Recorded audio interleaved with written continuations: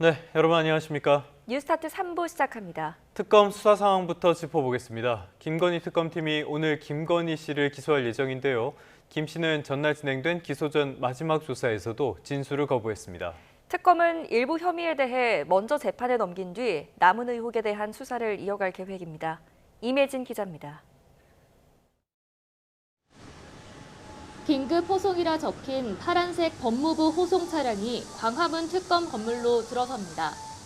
김건희 씨가 구속 후 5번째 대면 조사를 위해 특검에 출석했습니다.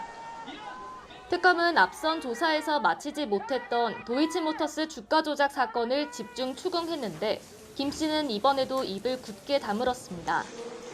오전 10시 14분에 시작된 조사는 거듭된 진술 거부 끝에 오후 3시 24분에 종료됐습니다. 휴식 시간을 제한 조사 시간은 3시간 26분에 불과했습니다. 조사에선 최대한 말을 아끼고 향후 재판에서 다투겠다는 건데 특히 구속 전 피의자 신문에서 특검이 서희건설 이봉관 회장의 자수서와 반클리프 아펠 목걸이를 제시한 게 김 씨 측 입장 변화에 주요한 영향을 미친 것으로 전해졌습니다. 특검은 오늘 오전 중으로 김 씨를 구속 상태로 기소한다는 계획입니다. 공소장에 담길 구체적인 혐의가 밝혀지진 않았지만 구속영장에 적혔던 도이치모터스 주가 조작 사건과 건진법사 통일교 청탁, 명태균 공천 개입 의혹 관련 혐의가 적용될 것으로 전망됩니다. 특검은 김 씨의 구속 기한이 얼마 남지 않은 만큼 일부 혐의에 대해 먼저 기소해 신병을 확보한 상태에서 남은 의혹에 대한 수사를 이어갈 예정입니다. 집사 게이트와 나토 순방 귀금속 선물 등 수사 과정에서 인지된 사건도 계속 드러나고 있는 가운데 김 씨 기소로 특검 수사도 새로운 국면에 접어들 것으로 보입니다. YTN 임혜진입니다. 김건희 씨가 국가교육위원장으로부터 금 거부기를 받은 정황도 포착됐습니다. 특검이 강제 수사에 착수했습니다. 이른바 나토 3종 세트와 고가의 시계에 대한 수사에도 속도를 내고 있습니다. 김영수 기자가 취재했습니다. 특검이 윤석열 정부에서 임명된 이배용 국가교육위원장의 자택을 압수수색했습니다. 귀금속 수수 의혹 사건이라고 설명했는데 양평 공흥지구 개발 사업 특혜 의혹을 수사하는 과정에서 이 위원장이 김건희 씨에게 금 거부기를 전달한 정황이 포착된 걸로 파악됐습니다. 특검은 이 위원장이 김 씨에게 건넨 것으로 의심되는 귀금속과 이 위원장 임명의 연관성을 의심하는 걸로 전해졌습니다. 이에 따라 압수물 분석을 마치는 대로 이 위원장을 소환 조사할 것으로 보입니다. 이와 별도로 특검은 서희건설의 맞사위이자 총리 비서실장을 지낸 박성근 전 검사 자택에 수사팀을 보내 자료를 확보했습니다. 서희건설 이봉관 회장은 앞서 김건희 씨에게 반클리프 아펠 목걸이와 브로치, 귀걸이까지 줬다고 자수했습니다. 자수서에는 사위 인사청탁이었다는 내용까지 담겼는데 특검은 박 전 검사가 총리 비서실장으로 채용되는 과정을 들여다보고 있습니다. 특검은 또 윤석열 정부 경호처의 로봇계 사업을 따낸 업체 대표에 대해서도 강제 수사에 착수했습니다. 업체 대표 서 씨가 김 씨에게 건넨 명품 시계가 대가성이 있었는지 확인하기 위한 겁니다. 한 다음에 원하신 대로 다 해드렸으니까 제가 제줬으면 뭐가 나오겠죠. 특검은 확보한 자료를 통해 두 사람 사이에 일종의 거래가 있었는지 확인하는 동시에 김 씨가 경호처 사업에 영향을 미쳤는지까지 조사할 걸로 보입니다. YTN 김영수입니다. 김건희 특검팀이 통일교 청탁 의혹에 연루된 국민의힘 권성동 의원의 신병 확보에 나섰습니다. 김건희 특검팀은 정치자금법 위반 혐의를 받는 권 의원의 구속영장을 서울중앙지방법원에 청구했습니다. 권 의원은 지난 2022년 1월 통일교의 전 간부인 윤영호 씨에게서 불법 정치자금 1억 원을 수수했다는 혐의를 받고 있습니다. 특검은 또 국민의힘 당대표 선거에서 건진법사 전성배 씨와 통일교 측이 권 의원의 당선을 위해 신도들을 대거 입당시키려고 했다는 의혹도 함께 들여다보고 있습니다. 권성동 의원은 실로 부당한 정치 표적 수사지만 불체포 특권 뒤에 숨지 않겠다며 영장 실질 심사에 응하겠다는 뜻을 밝혔습니다. 권 의원은 자신의 SNS에 국민의힘은 민주당과 다르다는 점을 국민에게 분명히 보여주자며 국회의장과 양당 지도부에도 불체포 특권 포기를 공식 요청했습니다. 이어 보디는 13시간 넘는 소환 조사에 성실히 응했고 공여자들과의 대질 조사까지 요청했지만 특검은 충분한 자료 검토나 대질 신문을 생략한 채 묻지마 구속영장을 졸속 청구했다고 주장했습니다. 북중러 정상이 한자리에 모이는 중국 전승절 80주년 열병식 발표로 한미일에 쏠렸던 시선이 이쪽으로 옮겨갔습니다. 다음 주 중국에서 열병식과 다자회의가 잇따라 열리게 될 텐데요. 트럼프의 패권주의에 맞서는 나라 정상들이 대거 모이는 것 자체로 상징성이 큽니다. 신호 기자입니다. 이재명 대통령이 일본과 미국 순방을 마치고 귀국한 날, 중국은 다음 달 3일 열리는 전승절 80주년 열병식 참석 국가를 발표했습니다. 我们热烈欢迎金正恩总书记来华出席中国人民抗日战争及世界反法西斯战争胜利80周年的纪念活动。 중국이 건국절이 아닌 전승절에天安门에서 열병식을 여는 건 2015년에 이어 두 번째입니다. 승전 80주년을 맞아 전 세계의 군사력을 뽐낼 기회라서 더 공을 들였습니다. 김정은 북한 국무위원장이 처음으로 다자 외교 무대에 나서고 우크라이나와 전쟁 중인 러시아 푸틴 대통령도 참석합니다.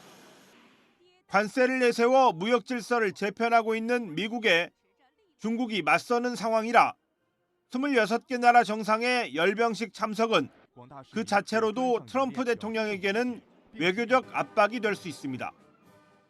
President Xi would like me to come to China. It's a very important relationship.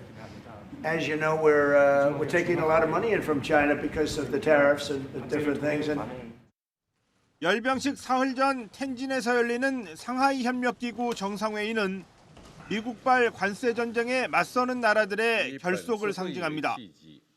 모디 인도 총리와 푸틴 대통령 등 20여 개 나라 정상이 참석합니다. 인도는 러시아산 원유를 수입한다는 이유로 이번 주부터 미국이 관세 50%를 부과했습니다. हमारे लिए अपने किसानों का हित सर्वोच्च प्राथमिकता है.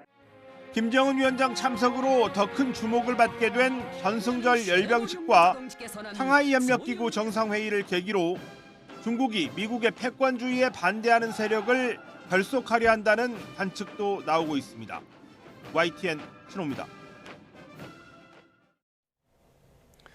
외신들은 김정은 위원장이 중국 전승절 깜짝 참석 발표로 2011년 집권 이후 처음으로 다자 외교에 등판한다면서 높은 관심을 보였습니다. 조만간 트럼프 대통령과 대화 재개를 위한 포석이라는 전망도 나옵니다.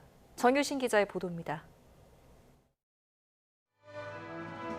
미국 언론들은 다음 주 북한 김정은 국무위원장의 중국 전승절 참석 발표를 주요 뉴스로 보도했습니다. 미국의 유력 일간지 뉴욕타임스는 2011년 집권 이후 김정은 위원장이 다자 외교 무대에 첫 발을 내딛는 기회라고 전했습니다. 워싱턴 포스트는 김 위원장이 과거 중국과 러시아, 미국과 한국 정상들을 직접 만났지만 다자 외교 무대엔 한 번도 나선 적이 없다고 전했습니다. 영국의 BBC는 김정은 위원장과 푸틴 대통령, 시 주석이 함께 천안문 막루에 서는 이벤트는 단순한 사진 이상의 의미를 지닐 것이라고 강조했습니다. CNN 등도 세 정상이 나란히 서는 것 자체로 서방 질서에 맞서는 상징적인 장면이 될 것이라고 내다봤습니다. China's upcoming military parade is a chance for Beijing to show off its military hardware and its influence as a political power. 뉴욕타임스는 이번 참석이 중국과 관계 개선 의도가 깔렸다는 분석도 덧붙였습니다. 우크라이나 파병으로 북러 밀착에 공을 들인 북한이 경제난 극복을 위해 중국과 관계도 개선하고 싶어 한다는 겁니다. 김 위원장의 전격적인 중국 열병식 참석 발표가 조만간 미국과 관계 개선을 위한 포석이란 분석도 나옵니다. 트럼프 대통령이 김 위원장과 대화 의사를 공개적으로 강조해온 만큼 북미 협상에서 유리한 위치를 차지하려는 의도라는 겁니다. We look forward to meeting with him and we'll make relations better. You'll help that. 지금까지 김정은 북한 국무위원장의 중국 방문은 모두 4차례로 트럼프 1기 북미 대화 전후 이뤄졌습니다. 가장 최근 중국을 방문한 것도 지난 2019년 1월로 베트남 하노이에서 2차 북미 정상회담을 한 달 앞둔 시점이었습니다. YTN 정준입니다.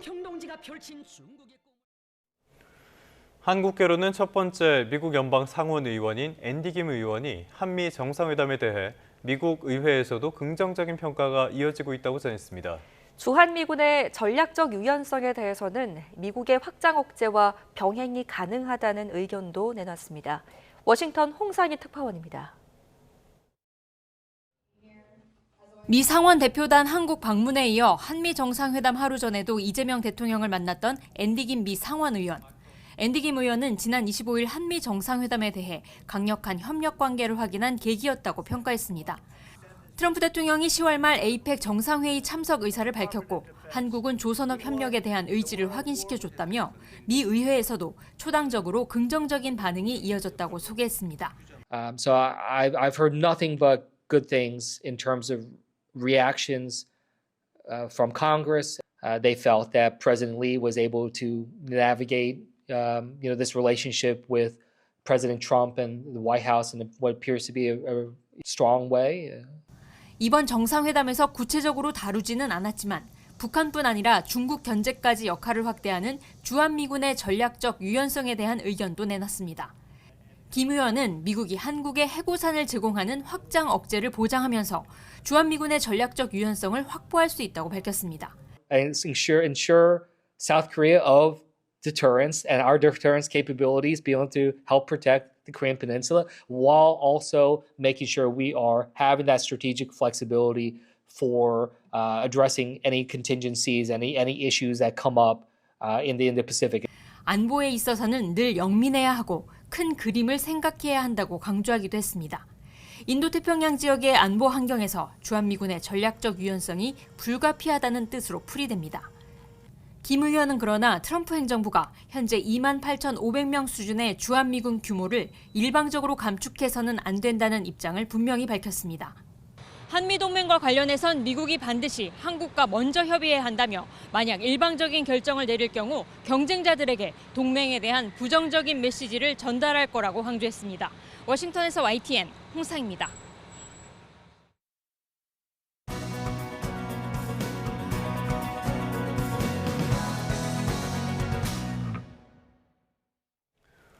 네, 한국은행 금융통화위원회가 또 한 번 기준금리를 동결했습니다.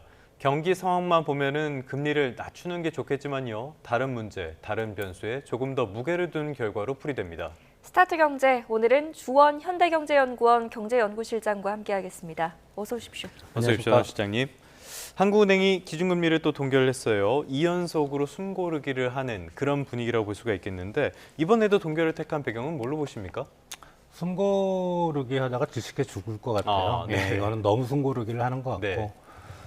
지금 경제 상황을 놓고 보면 사실 저희 쪽에서 판단하는 거는 한 2분기나 1분기 중에 바닥은 찍었고 이제 조금씩 개선이 되는 상황인데 그 개선이라는 표현이 좀 적절하지 못하는 게 지하 100층에서 지하 한 90층으로 올라오는 그게 개선이거든요. 그렇다면 이제 저희들이 추정한 데이터를 보면 올해 하반기에도 여전히 지하에 머물러 있을 가능성이 높아요. 개선은 되지만 그렇다면 이 타이밍에서 한국은행의 어떤 중앙은행의 그 목표죠. 물가 안정과 그다음에 경제 성장. 이쪽에서는 이제 경제 성장에 대해서 더 비중을 뒀어야 되는데 그렇다면 금리를 인하하는 게 맞다. 근데 한국은행의 어떤 통화정책 방향 결정문이나 그다음에 통화정책 회의가 끝나고 그 한은 총재님이 기자들하고 회견을 하는 모습에서 나오는 이야기들 가장 핵심은 강남 집값인 것 같아요. 여전히 부동산 시장이 6.27 대책 이후로 약간 숨은 죽었지만은 그쪽은 여전히 강하고 서울 지역도 여전히 강하다. 그리고 가계부채도 계속 늘고 있다. 이 점을 강조하셨던 걸로 봐서는 어떤 부동산 시장에 대해서 확신을 못 가지는 것 같다. 그게 핵심이었던 것 같습니다. 그러면 실장님께서 보시기에는 이번에 동결 선택, 이거는 썩 잘한 선택은 아니라고 보시는 겁니까? 썩도 아니고요. 전혀 잘못된 결정이고 지금 기업들이나 특히 뭐 일부 업종은 지금 구조조정까지 들어가야 되는 상황이고 우리가 이제 구조조정이라는 단어가 상당히 어떻게 보면 무서운 게 그 기업에 딸려 있는 직원들 그리고 직원들의 식구들 다 실직자가 된다는 얘기거든요. 예. 그래서 그런 상황을 한국은행에서 좀 막으려면은 금리를 내려야 되는데 여전히 물가만 그렇게 생각하는 거는 저의 민간 예. 쪽에서 시각으로서는 전혀 이해를 못하겠습니다. 네. 자, 부동산 문제는 잠시 뒤에 다시 한번 짚어보기로 하고요. 한우는 이제 통화 완화 정책에 신중할 수밖에 없을 것 같습니다. 일단 이 총재 제외한 6명의 금통위원 중에 5명이 3개월 이내에 금리 인하 가능성을 열어둔 상황인데 금리 인하 가능성은 어떻게 보세요? 이제 3개월 포워드 가이던스라고 이제 이창용 예. 총재님께서 이제 새로 만드는 건데 첫 번째는 실제 그 회의에서 정말 5명이 그랬을까? 예. 그거는 이제 뭐 서로 얘기를 하면서 뭐 이 정도로 맞추자 이럴 수도 있고. 그리고 두 번째는 기존의 3개월 포워드 가이던스가 맞았던 적이 거의 없어요. 예. 네. 그냥 이번에는 금리를 동결하니까 이게 금리 인하를 좀 해줬으면 하는 그런 이제 어떻게 보면은 민간 섹터 쪽의 사람들이 너무 실망할까와 제 생각에는 립 서비스 정도. 예, 3개월 후에 반드시 3개월 내에 그 금리를 인하한다. 가능성은 아직은 좀 더 지켜봐야 될 것 같습니다. 알겠습니다. 우리 통화 정책에 있어서 또 하나의 변수는 미국의 통화 정책 이런 것도 영향을 미치지 않습니까? 그런데 지금까지는 9월 FOMC 그러니까 연방공개시장위원회에서 기준금리를 낮출 것이다 이런 전망들이 많았는데 최근 들어서는 동결을 택할 수도 있다 이런 분석도 나오는 것 같아요. 어떻게 보십니까? 그게 한두 달 전만 해도 한 99% 예, 인하를 할 거다 그랬는데 한 1, 2주 전에 그게 거의 한 70%까지 떨어졌다가 어제 보니까 한 83%까지 올라왔더라고요. 그래서 9월에는 금리 인하가 가능할 것 같고요. 네. 여러 가지 지금 연준의 사정도 있긴 하지만 또 이제 파월 의장이 어떻게 보면은 너무 또 트럼프하고 각을 세우면 예, 각을 세우면서 계속 동결을 하면은 그것조차도 자신한테는 좀 그 이미지가 마이너스가 될 수 있거든요. 감정이 많이 상한 것 같긴 하더라고요. 예, 하지만 뭐 공은 공이고 사는 네. 사니까 대충 분위기는 9월에 금리 인하 가닥이 잡힌 것 같은데 지금 기억은 잘 안 나는 미국의 어느 IB JP모건이죠. 예. 9월에 동결할 수 있다. 네. 그러니까 방금 말씀드린 그런 이유로. 그래서 가능성은 좀 더 지켜봐야 되겠지만 지금으로서는 9월 인하가 상당히 가능성이 높다는 생각이 됩니다. 인하를 한다면 인하 폭은 어느 정도로 예측하십니까? 0.25죠. 뭐 0.25가 되는 거고요. 뭐 여기서 0.5를 내릴 수는 없고, 예, 트럼프는 지금 그 금리 이제 4.5%에서 1.5까지 떨어뜨려라 그러는데 그건 말도 안 되는 거고. 또 이제 미국도 여전히 물가 상승률이 상당히 좀 높거든요. 연준 목표가 2%인데 지금 2.7%까지 올라가 있으니까 그런 부분을 생각할 때 인하 폭은 그렇게 크게 가지고 가질 수는 없다고 생각됩니다. 알겠습니다. 9월 FOMC 어떤 결론을 내리게 될지 이 부분도 주목해 보도록 하겠고요. 자, 다시 우리나라 중앙은행, 한국은행으로 돌아왔어요. 경제 수정 전망치를 내놨어요. 그런데 올해 성장률 전망치를 기존 0.8에서 0.9로 제시를 했는데 0.1%포인트 높이긴 했는데 1%에는 미치지 못해요. 어떻게 보셨습니까?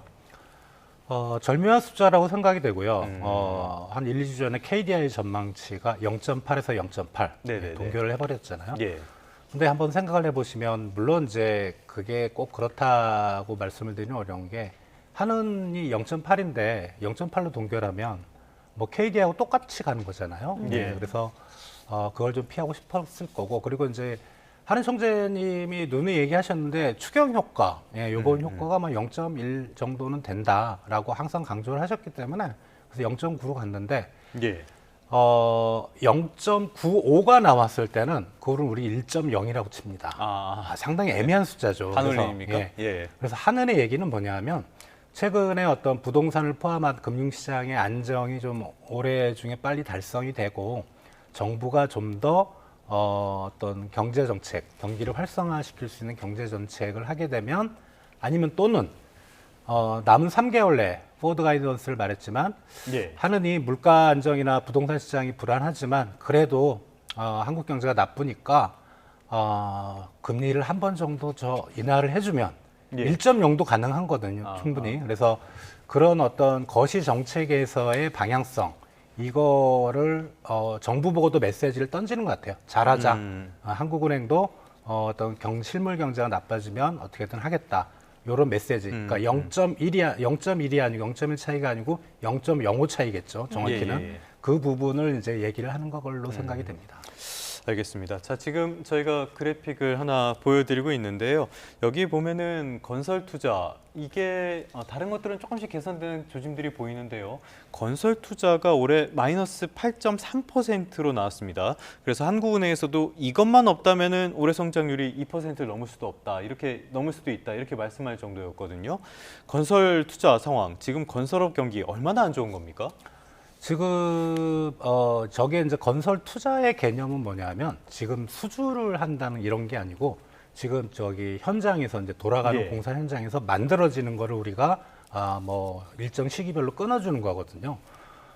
그런데 지금 건설 현장을 보면은 사실 좀 막혀 있는 곳들이 많아요. 그러니까 뭐 여러 가지 이유가 있는데 첫 번째는 뭐 우리 계속 건설 투자에 침체의 주된 원인이었던 공사비, 자재비는 많이 떨어졌는데 노무비가 떨어지질 않아요. 이게 뭐 간단한 거죠. 예를 들어 이제 아파트를 완성하고 싶어도 주변 시세보다 지금 건설비가 너무 높아지다 보니까 그 단가가 높아요. 분양 단가가. 그럼 누가 들어가겠습니까? 그죠?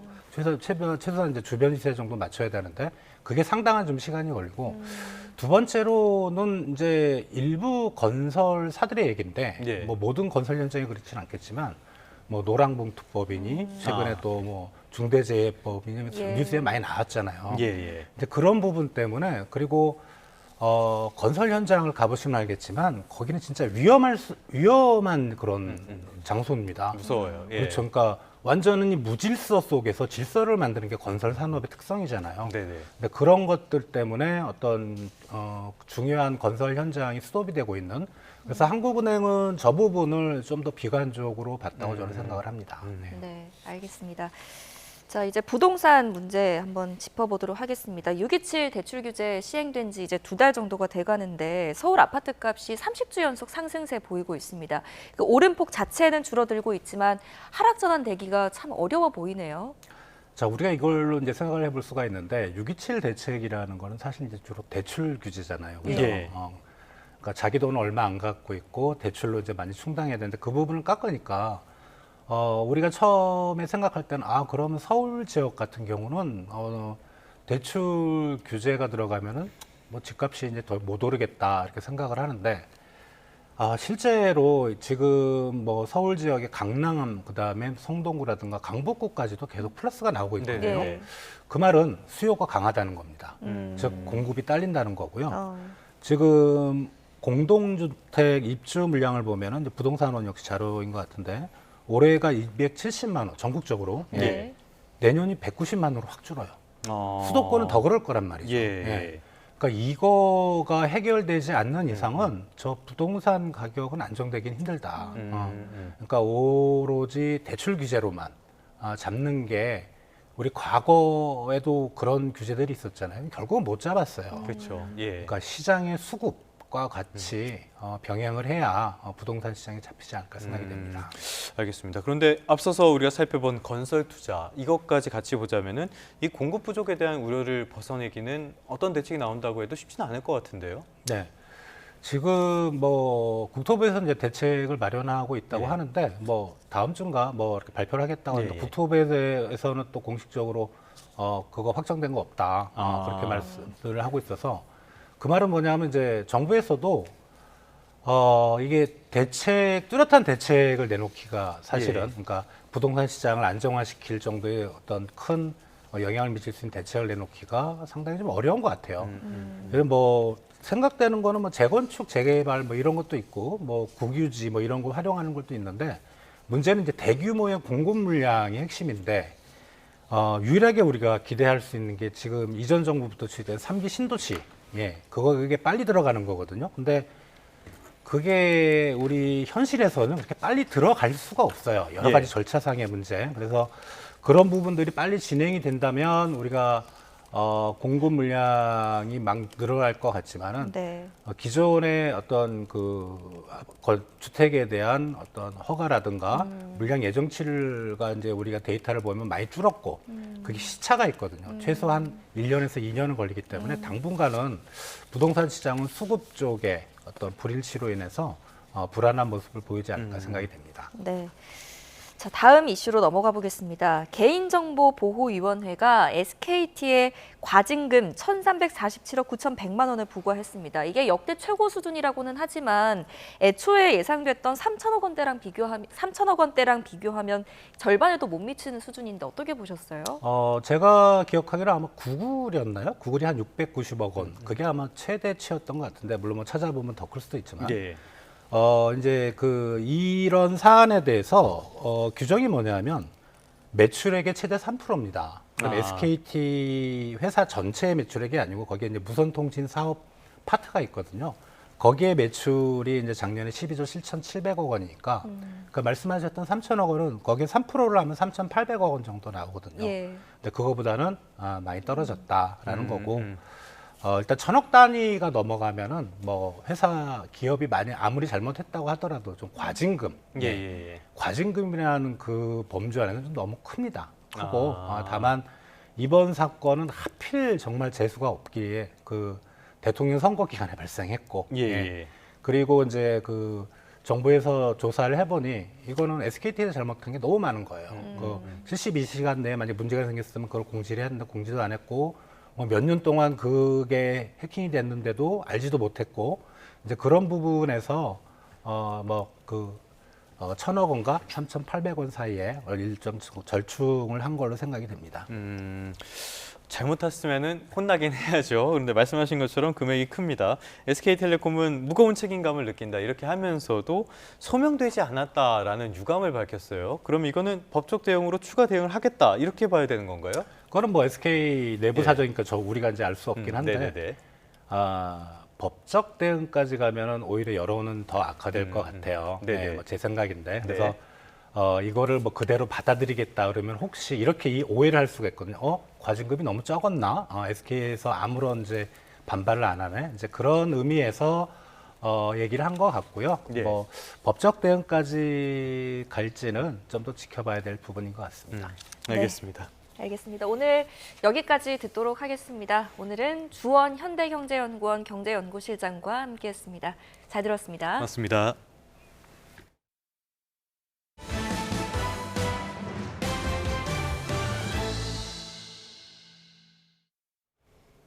네, 트럼프 대통령과 연방준비제도 사이의 갈등의 골이 깊어지고 있습니다. 하지만 미국에서 나오는 각종 경제 지표들은 연준의 신중론에 힘을 실어주고 있습니다. 뉴욕에서 이승윤 특파원입니다.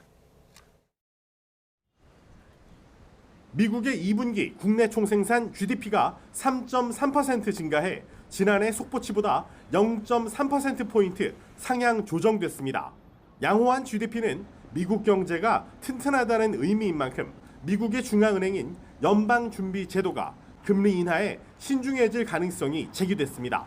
지난주 신규 실업수당 청구가 22만 9천 건으로 한 주 전보다 5천 건 감소할 정도로 고용시장이 탄탄한 것도 신중론에 힘을 실어주고 있습니다.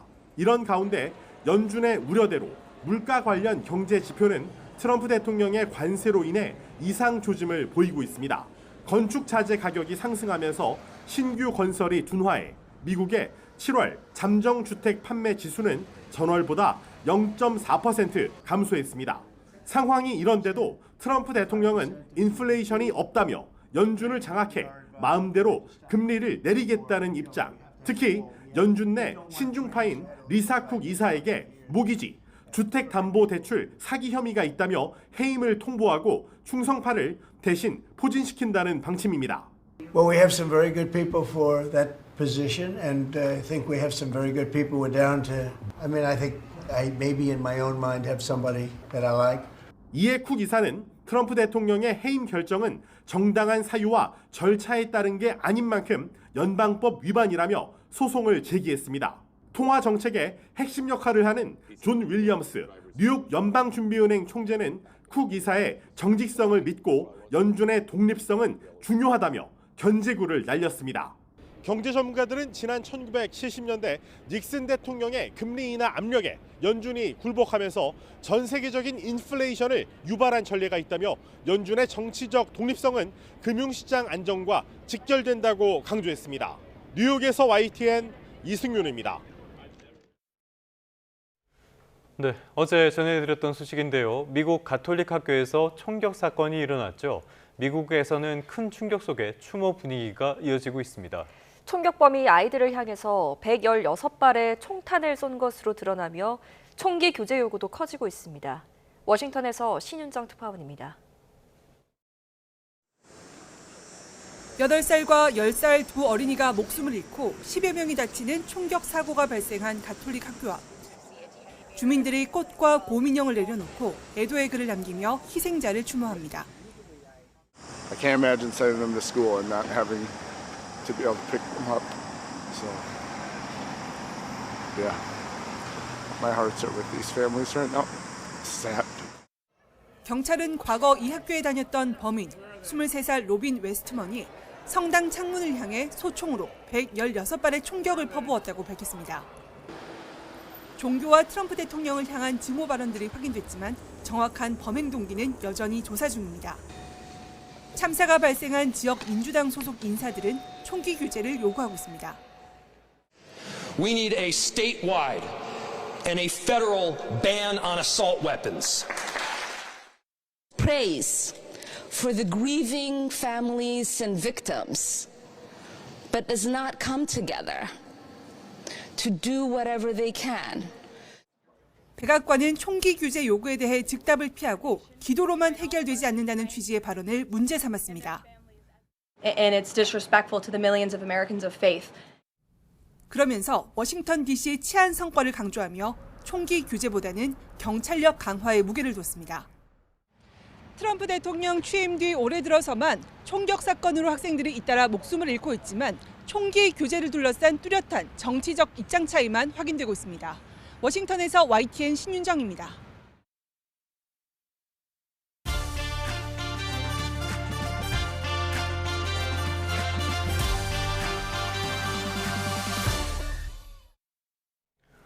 네, 한 주간의 연예계 소식 살펴보도록 하겠습니다. 넷플릭스 애니메이션이죠. K-팝 데몬 헌터스의 매기강 감독이 내한했습니다. 네, 한편 가수 싸이 씨는 수면제 대리 수령 혐의로 경찰 조사를 받았습니다. YTN 스타 공영주 기자와 함께 자세한 내용 짚어보겠습니다. 어서 오세요. 안녕하세요. K-팝 데몬 헌터스, 저희도 여러 차례 다뤘던 그런 내용인데요. 열기가 계속되고 있어요. 어떤 기록들 세우고 있습니까? 네, 지난 6월 공개된 K-팝 데몬 헌터스, 줄여서 캐데헌이라고도 부르는데요. 우리나라 K-팝, 먹거리 등 한국 문화를 전통과 현대의 방식으로 재해석해서 만든 넷플릭스 애니메이션입니다. 그런데 2시간이 채 안 되는 이 만화 영화가 어린이용이라는 한계를 깨고 넷플릭스의 세계적인 인기를 견인하고 있다고 해서 넷플릭스 헌터스란 말까지 나오고 있습니다. 누적 시청수가 약 2억 3,600만 뷰로 넷플릭스에서 가장 많이 본 영화의 이름을 올렸습니다. 앞서 공개 6주 만에 이미 넷플릭스 애니메이션 중 역대 최고 시청수를 달성하기도 했는데 이제 애니메이션을 넘어 영화로 인정받아 새로운 기록을 세운 겁니다. 앞으로 오징어 게임을 제치고 넷플릭스 콘텐츠 전체 1위에 오를 가능성도 있다는 분석이 나옵니다. 이 캐데헌 속 노래들도 너무 좋은데요. 이 OST들 역시 지금 미국 빌보드 메인 싱글 차트 핫 100에 주제곡 골든을 비롯해 무려 8곡이 이름을 올렸습니다. 네. 이 어떤 분이 만들었을까 참 궁금했는데 매기강 감독 얼마 전에 우리나라 내한에서 이 시간에 저희가 이재명 대통령과 만난 소식도 전해드리기도 했었는데요. 또 다른 어떤 일정 메시지 낸 게 있습니까? 네, 미국에서 제작했지만 이 감독이 한국인이라는 사실이 알려지면서 더 화제가 됐습니다. 얼마 전 매기강 감독이 한국을 찾아 여러 공식 일정을 소화했는데요. 기자들 앞에서 캐데헌의 제작 비하인드와 더불어 후속편에 대해서도 언급했습니다. 매기강 감독의 인터뷰를 잠시 들어보시겠습니다.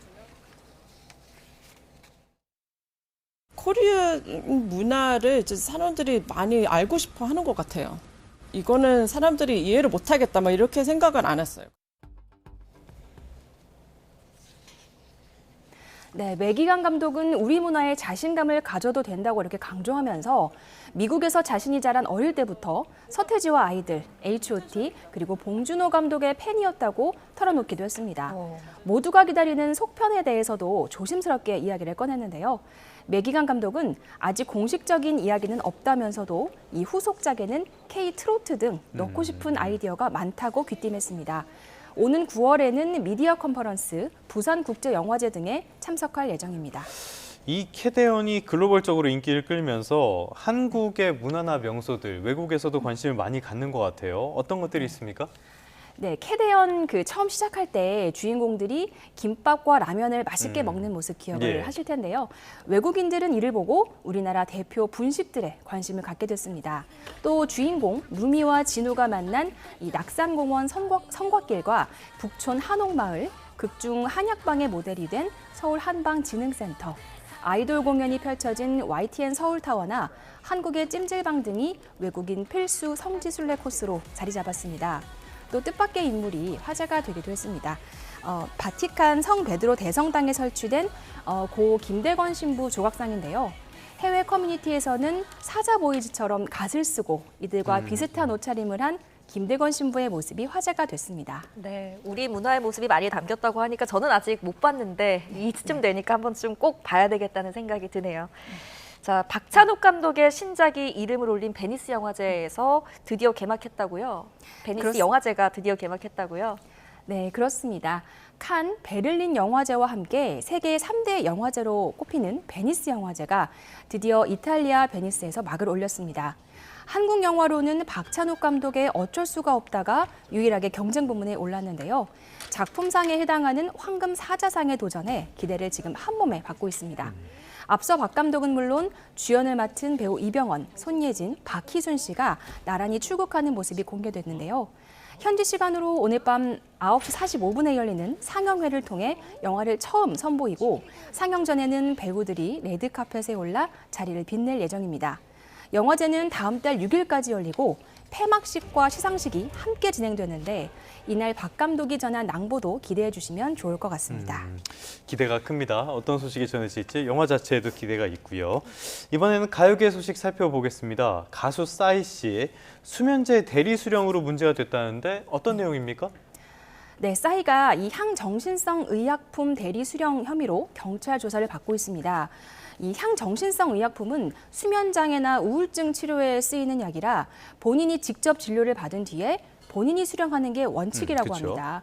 그런데 고발장엔 싸이가 직접 진료를 받지 않고 이걸 대리 처방받았다는 정황이 담긴 것으로 알려졌습니다.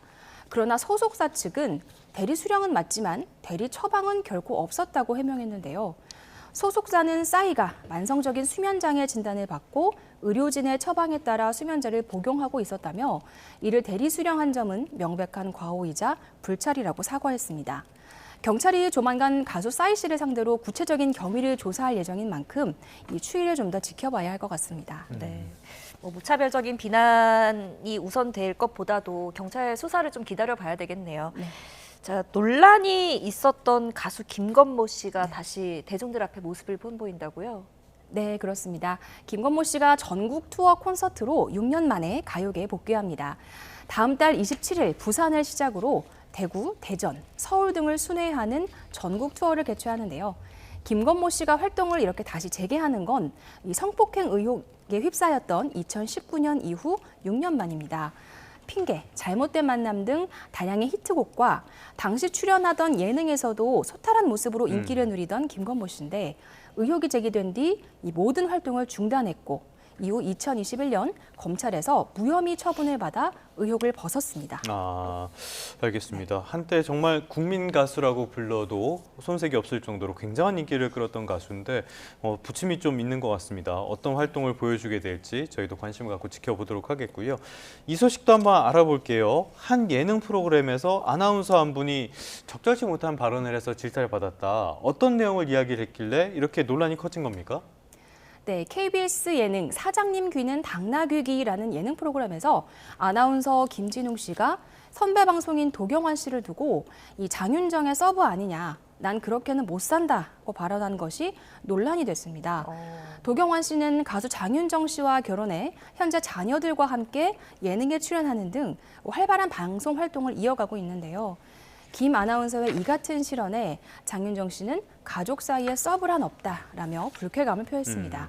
이에 김 아나운서는 의욕만 앞서다 보니 신중하지 못했다며 두 사람에게 사과했고, 도경완 씨는 사과받았지만 속상하다 하면서도 이로 인해 또 누군가가 상처받는 일은 없어야 한다는 뜻을 전했습니다. 그럼에도 KBS 시청자 청원 게시판에는 김 아나운서의 하차와 프로그램 폐지를 요구하는 글이 잇따랐고 제작진도 사과에 나섰습니다. 네, 아나운서로서 또 말의 무게를 조금 더 느끼면서 행동하지 않았어야 하나라는 생각이 또 들기도 합니다. 여기까지 듣겠습니다. 공영주 기자와 함께 한 주간의 연예 소식 살펴봤습니다. 잘 들었습니다. 고맙습니다.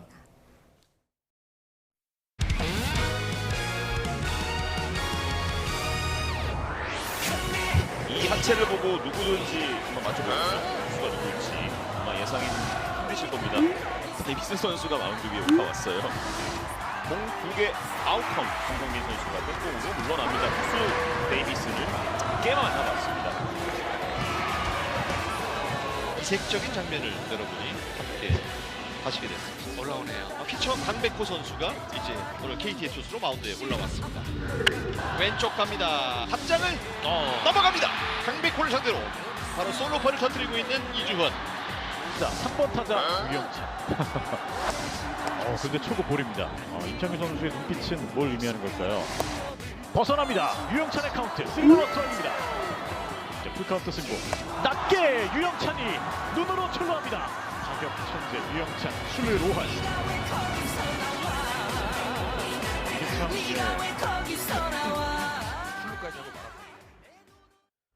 네, 끝으로 출근길 날씨 살펴보겠습니다. YTN 야외 스튜디오 연결합니다. 원희다 캐스터. 네, 원희다입니다. 네, 이제 선선해질 때도 된 것 같은데 여전히 덥고요. 그리고 지금 비까지 오네요. 일단 오늘 낮 기온 얼마까지 오릅니까? 네, 주말을 앞둔 오늘도 30도를 웃도는 늦더위는 계속되겠습니다. 우선 지난 밤 사이에 서울은 사흘 만에 다시 열대야가 나타났고요. 한낮에는 전국 곳곳에 폭염특보가 지속하는 가운데 서울 31도, 대구 35도까지 크게 오르겠습니다. 네, 지금 출근 준비하시는 분들 우산 꼭 챙기셔야겠습니다. 지금 소나기가 내리는 지역도 있다고요? 네, 그렇습니다. 수증기가 유입되면서 현재 서울동 수도권과 영서지방 곳곳에 소나기 구름이 발달해 있습니다. 소나기가 강약을 반복하고 있는데요. 주말까지는 곳곳에 벼락과 돌풍을 동반한 요란한 소나기 가능성이 있으니까요. 야외 활동 시 대비해 주시기 바랍니다. 자세한 지역별 기온부터 살펴보도록 하겠습니다. 간밤에 서쪽 지방과 해안가 곳곳에서 열대야가 관측됐습니다. 현재 서울 기온은 27.5도, 부산 26.5도를 보이고 있고요. 한낮에는 고온다습한 남서풍이 불어들며 서울 31도, 강릉 35도, 광주 34도까지 크게 오르겠습니다. 오늘 중부지방은 하늘빛이 흐린 가운데 5에서 최대 60mm의 소나기가 예상됩니다. 호남 일부 지역과 제주도에도 소나기 가능성이 있겠습니다. 무더위 속 주말 동안에는 서쪽 지방에 소나기가 지나겠고요. 휴일 오전에는 남부 지방에서 비가 시작돼 다음 주 월요일에는 전국에 비가 내리겠습니다. 9월의 시작부터 서쪽 지방을 중심으로는 호우가 예고돼 주의가 필요하겠습니다. 오늘 아침까지 호남 지방을 중심으로는 가시거리 200m 미만의 짙은 안개가 끼겠습니다. 출근길 교통안전에 각별히 유의하시기 바랍니다. 지금까지 YTN 원희다입니다. 네, 8월 29일 YTN 뉴스타트 모두 마무리하겠습니다. 오늘 아침도 저희와 함께해 주셔서 고맙습니다.